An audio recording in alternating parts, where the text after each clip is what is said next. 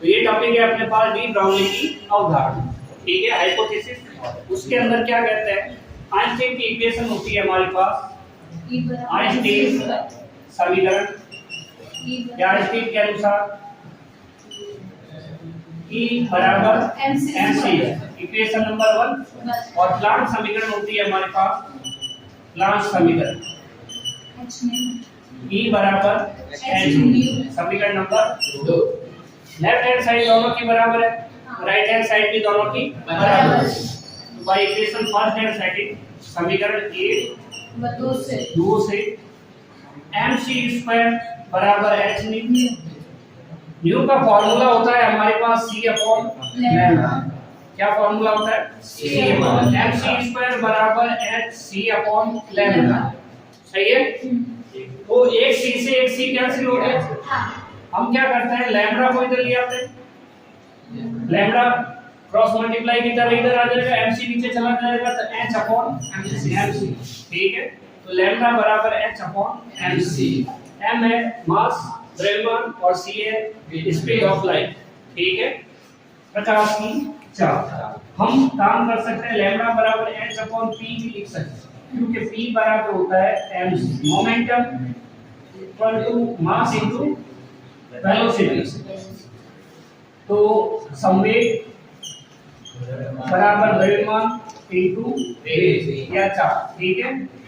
वेग होगा, संवेग जो है वो एक सदिश राशि, इसलिए वहां पे वेग लिखे। लैम्डा बराबर हमारे पास बस आ गया,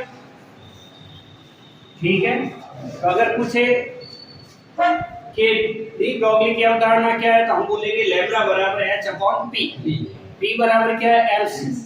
यहाँ से हम क्या देख रहे हैं कि लैम्डा होता है तरंगों में, ठीक है। लैम्डा की परिभाषा बताते हैं, हमारे पास सपोज प्रकाश है तो ये तरंग के रूप में आगे बढ़ता है, इसको हम सरण कहते हैं पृष्ठ, और इसको ट्रफ कहते हैं गर्त, ठीक है।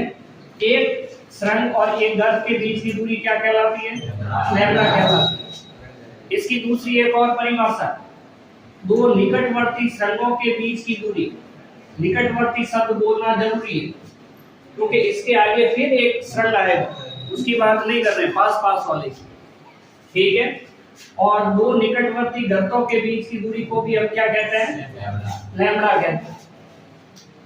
दो निकटवर्ती सुरंगों के बीच की दूरी को लैम्डा कहते हैं, दो निकटवर्ती गर्तों के बीच की दूरी को लैम्डा कहते हैं, और एक सुरंग और एक गर्त की दूरी को लैम्डा कहते हैं। लैम्डा मतलब तरंगदैर्घ्य, ठीक है, वेवलेंथ, ये लैम्डा हो गया।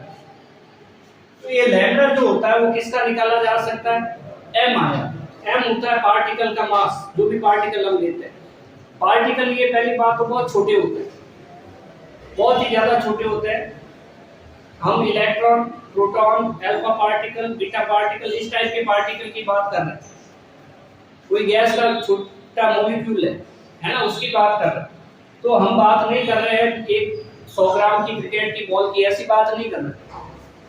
उसके लिए तरंगदैर्घ्य का मान जो आएगा, लैम्डा की वैल्यू जो आएगी वो अप्रॉक्स 0 ही रहेगी, बहुत ही कम आएगी, तो उसको हम कंसीडर करते ही नहीं। हम बात कर रहे हैं बहुत छोटे कणों। जब आप इसके अंदर m की वैल्यू 100 ग्राम लिखोगे, 100 ग्राम लिखोगे, तो इसका लैम्डा की वैल्यू बहुत ही कम आएगी, नगण्य आएगी, उसको हम छोड़ भी सकते हैं, ठीक है, करके देखेंगे।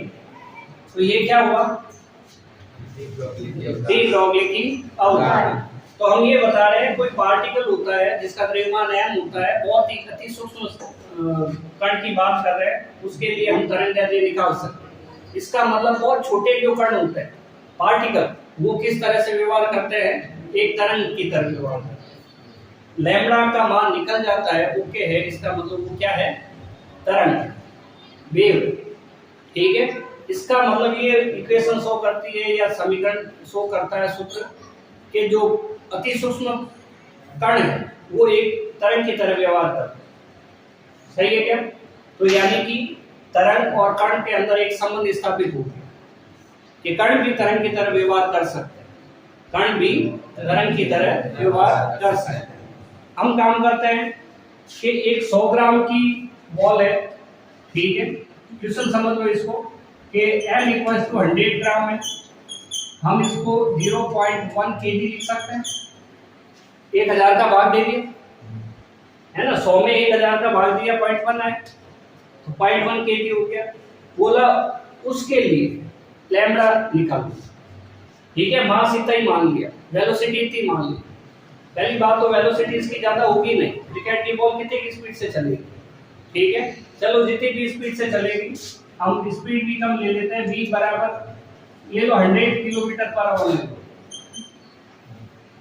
बहुत ज्यादा ले लो 36 किलोमीटर पर आवर, सही है। इसको हम कर सकते हैं 3600 मल्टीप्लाई बाई 1000 अपॉन 1 घंटे में 60 मिनट और 60 सेकंड, तो ये 3600 से 3600 कट जाएंगे, कितना बचा, मीटर पर सेकंड। ये आंकड़े ऐसे लिए ताकि ये कट जाए, ठीक है। स्पीड लाइट की स्पीड के बराबर होगी तो वैल्यू कुछ अलग आएगी, वो बहुत ही ज्यादा है।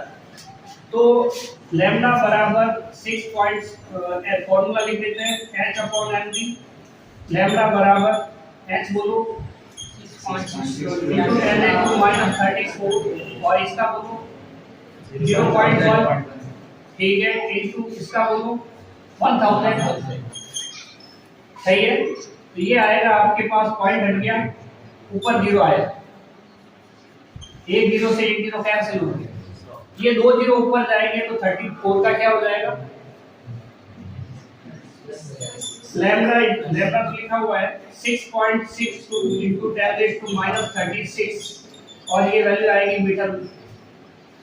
-36 क्या शो करता है कि ये जो लैम्डा है वो इतना छोटा है जिसको हम नगण्य मान सकते हैं, सही है ना, मान सकते हैं भाई। 36 है, हम इनकी जो वेवलेंथ है जनरली एंगस्ट्रॉम में ली जाती है 10⁻10 और ये आ रहा है 10⁻36, तो बहुत ही भयंकर रूप से कम है, सही है। तो बात आगे समझ में, बड़ी चीजों के लिए 100 ग्राम 200 ग्राम आधा किलो की चीजों के लिए 50 ग्राम 1 ग्राम भी ज्यादा है, ऐसी चीजों के लिए वेवलेंथ निकालें तो उसका मान बहुत ही कम आएगा। इसी की जगह हम इलेक्ट्रॉन के लिए निकालें तो, ठीक है, मिटा रहे इसको, इलेक्ट्रॉन के लिए निकालें तो इलेक्ट्रॉन का मास कितना होता है 9.1 into -31। अगर ऐसा लिखेंगे तो क्या ये नगण्य आएगा, नहीं आएगा। क्या 9 ये इलेक्ट्रॉन की वेलोसिटी मास जो होती है वो 3600 किलोमीटर पर आवर होती है, इससे ज्यादा होगी, इलेक्ट्रॉन की स्पीड है ज्यादा ही होगी, ठीक है, तो इलेक्ट्रॉन की स्पीड ज्यादा होगी, मिटाइए इसको। सेम काम हम करते हैं इलेक्ट्रॉन के लिए, हालांकि आगे इसमें दूसरा तरीका है इलेक्ट्रॉन निकालने का। P का फॉर्मूला निकाल के यहाँ पे रखेंगे, P √2m ये फॉर्मूला निकालेंगे, उसके बाद करेंगे, वो बात की बात है, अभी ये करते हैं। m = 9.1 into 10⁻31 kg और वेलोसिटी कुछ भी ले लो, ठीक है, ये अप्रॉक्स लाइट की स्पीड के बराबर ले सकते हैं, सही है। तो हम फिर उससे ही ले लेते हैं 3600, समझने के लिए आंकड़े ले रहे हैं, कोई एक्यूरेट नहीं है, और ये कांस्टेंट की जो वैल्यू रख रहे हैं वो भी 100% एक्यूरेट नहीं है, अप्रॉक्स है। हम केवल ये समझ रहे हैं इलेक्ट्रॉन का जो वेवलेंथ आएगा उसको हम नगण्य मान सकते हैं, सही है। बॉल का तो समझ में आया ना क्यों नगण्य मानना है, तो किलोमीटर पर आवर अभी अभी किया है, ये 1000 मीटर पर सेकंड आया, सही है। अभी बोलो लैम्डा बराबर h अपॉन mv बराबर 6.62 into 10⁻34 अपॉन बोलो 9.31 into 10⁻31 9.1 लिख लो और 31 यहाँ से आ गया, और बोलो वेलोसिटी 1000 से 1000, तो क्या पॉइंट हटेगा तो ऊपर, कैलकुलेशन नहीं करते हैं, 6.62 अपॉन 9.1 इंटू -31, ये ऊपर आएगा तो -34, ये ऊपर आएगा तो प्लस का 31 और ये ऊपर आएगा तो माइनस कर दे। कैलकुलेट करो इसको, 6/2/9 -3 बचे और ये -3 मेरे ख्याल से -6 आना चाहिए मीटर। -6 तो चलेगा, हम तो -10 तक लेते हैं, -10 तक लेते हैं, ये तो -6 ही है। इसकी वैल्यू वेलोसिटी वेग जो है वो स्पीड की लाइट से 90% है ना, 0.9 टाइम्स ये लिया जा सकता है, 0.8 टाइम ये लिया जा सकता है। सही है कि क्लियर है? हम ये बता रहे हैं कि छोटे कणों का, अति सूक्ष्म कणों को वेव माना जा सकता है क्योंकि तरंगदैर्ध्य उसका कुछ न कुछ आता है वैल्यूएबल, और बड़े पार्टिकल जो होते हैं उसका तरंगदैर्ध्य बड़े पार्टिकल का इतना कम आता है कि उसको हमें नगण्य मानना पड़ेगा, नेग्लिजिबल।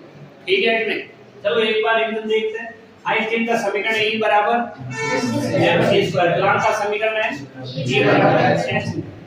1 और 2 से करें तो h न्यू बराबर c upon lambda, mc square बराबर h c अपॉन लैम्डा। क्या घट गया? c से c घट गया, लैम्डा बराबर h अपॉन mc।